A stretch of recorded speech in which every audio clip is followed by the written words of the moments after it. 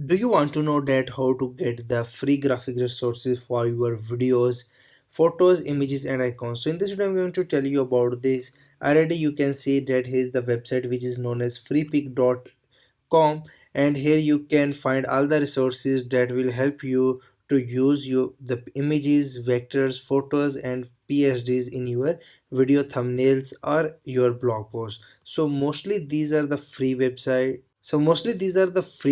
but there are some paid and premium vectors too, and premium images too. All you have is to search your required resource here. Like I'm going to find, you know, help. When I will click on it, it will take me to this search box, and here you can see all the images related to the health. So you can find easily images here, and like this, if I want to use this in my thumbnail video or in my blog post, then I have to simply click on this image, and after this I have to click on download button. Once I will click on it, it will ask me that either I am going to attribute the author or not. If I'm going to attribute the author, then I will click on free download, and you have to click on this.